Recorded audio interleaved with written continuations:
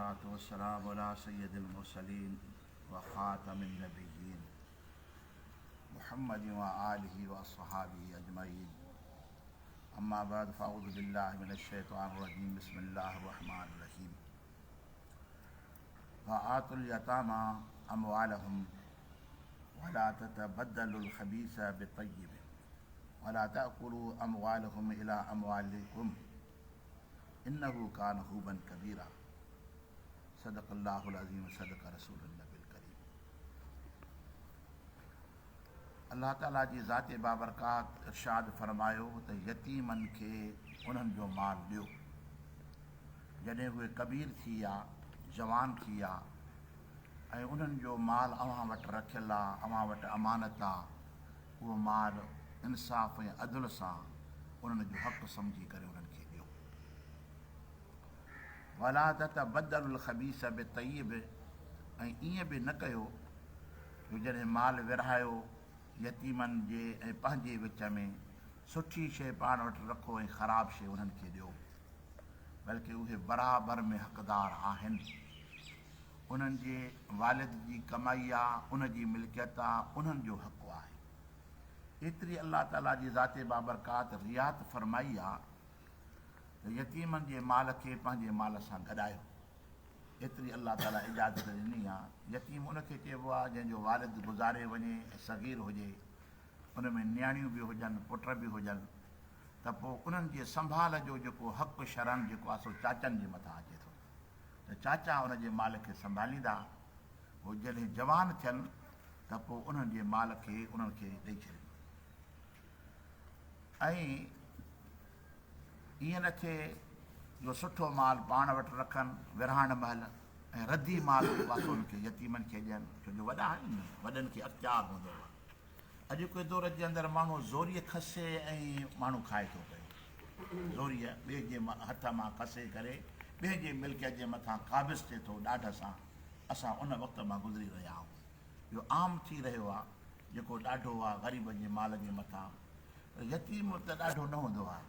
यतीम त हुनखां पुछंदो ई न आहे त चाचा असांजी ज़मीन कहिड़ी आहे, असांजो माल केतिरो आहे। त इहो माण्हू खे खाइणु ॾाढो आसान आहे।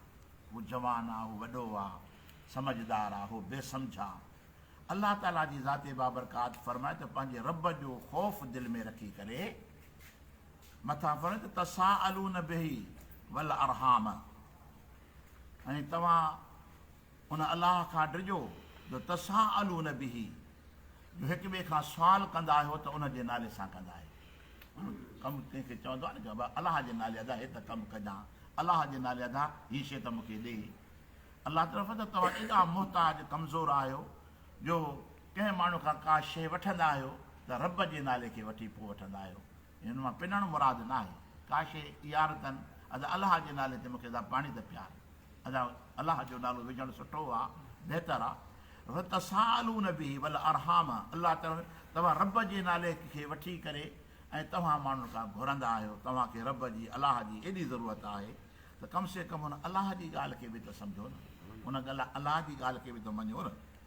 करीम रब इरशाद फरमायो त यतीमनि जे माल में मुहतात रहो, छोजो तव्हां खां रब खां सवाइ ॿियो पुछण वारो आहे ई कोन। कोई अहिड़ा माण्हू इंसाफ़ वारे थोरी आहिनि जो तव्हांखे अची ग़रीबान खां वठंदा त हिन जो हक़ तो छो न अदा कयो आहे, हीउ माल तो छो खाई वियो आहे। यानी माण्हू हर कोई इन में लॻो पियो आहे त मां माल हासिलु कयां, पर कहिड़े तरीक़े सां बि हासिलु करे वठां। जॾहिं हर माण्हू जे अंदरि इहा ई ख़वाहिश रही आहे त अल्लाह ताला जी ज़ात बाबरकात फरमायो त जॾहिं यतीमनि जो मामिलो तुंहिंजे मथां अचे थो पियो त पोइ तुंहिंजे मथां हक़ु आहे त तूं उन में इंसाफ़ कर ऐं सुठी शइ पंहिंजे यतीम भाइटनि खे ॾे, यतीम माइटनि खे सुठी शइ ॾे। पोइ हुन में मामा बि अची था वञनि, मामा न आहिनि त पोइ वरी ॿिया रिश्तेदार अची था वञनि। सभिनि जे मथां इहो हक़ु आहे।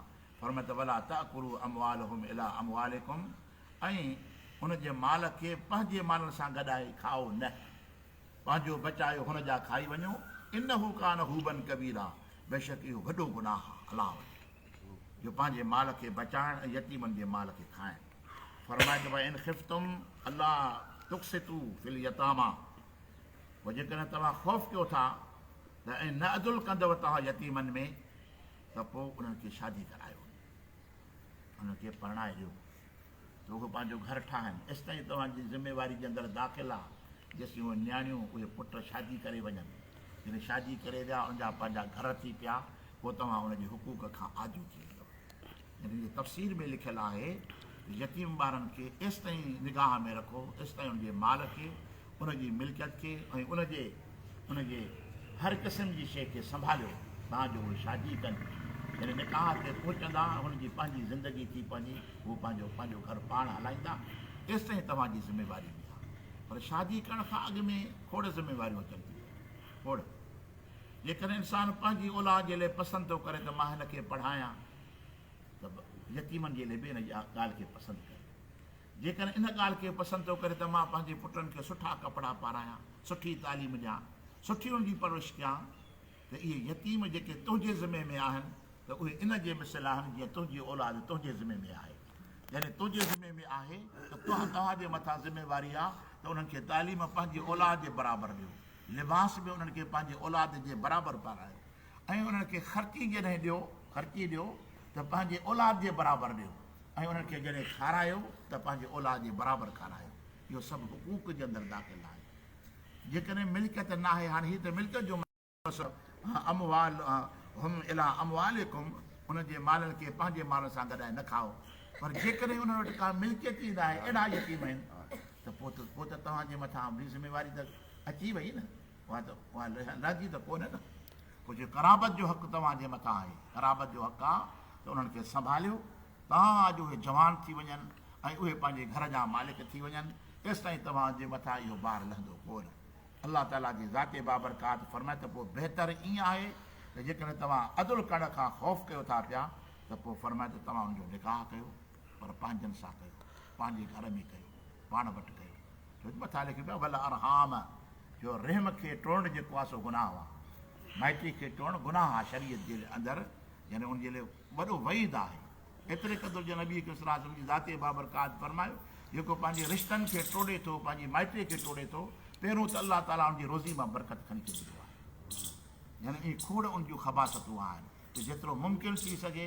असां वटि तबिके जो ज़मानो आहे, असां तबिका ठाहे छॾिया आहिनि। माइट हूंदो जेकर मालदार थी वियो त पोइ वरी ग़रीबनि खे लिखींदो कोन्हे, बल्कि रिश्ते खे एतिराम मिलियलु आहे। यानी जो मां पंहिंजी बराबरी में माइटी कंदुसि जेके मुंहिंजी बराबरी में हुजनि। मां सरकारी मुलाज़िम आहे त उहो बि सरकारी मुलाज़िम हुजे, इहा बराबरी न आहे। बराबरी आहे रिश्ते जी, जेके हदीस पाक जे अंदरि ऐं अलाह जे क़ुर पाक जे अंदरि हुकुम फरमायो आहे त रिश्तेदारी खे तव्हां तरजीह ॾियो, पोइ उहे कहिड़े बि तबिके में हुजनि, कहिड़े बि हाल में हुजनि। माइटे खे तव्हां तरजीह ॾींदव त ख़ुदा ताला जी ज़ाते बाबरकात तव्हांखे उनजो अजर अता फरमाईंदो। अॻिते जो सिलसिलो शुरू थिए थो पियो। ॻाल्हि खे हिते ख़तमु था कयूं त इन ख़िफ़्तुम अल्लाह तुक़सितू फिल यतामा, जेकॾहिं तव्हां इहो ख़ौफ़ था कयो त यतीमनि जे अंदरि तव्हां इंसाफ़ न करे सघंदव त पोइ फन की हू पोइ निकाह कयो। निकाह कयो, पहिरियों पंहिंजे पाण वटि उन्हनि खे रखो, पंहिंजो पाण वटि उन्हनि खे परणायो, इहो तव्हांजे मथां हक़ु आहे। पर जेकॾहिं तव्हां वटि सहूलियत न हुजे त पोइ उन्हनि जे लाइ सुठे रिश्ते जो इंतिख़ाब कयो त पोइ तव्हां सां इहो ॿार लही पवंदो। जॾहिं निकाह थी वियो तव्हां इन जेका ज़िमेवारी आहे इन मां अलाह ताला जी ज़ाते बाबरकात तव्हांखे आजो करे छॾियो। अलाह ताला जी ज़ाते बाबरकात असांखे अमल करण जी तौफ़ीक़ अता फरमाए। वमा तौफ़ीक़ी इल्ला बिल्लाह।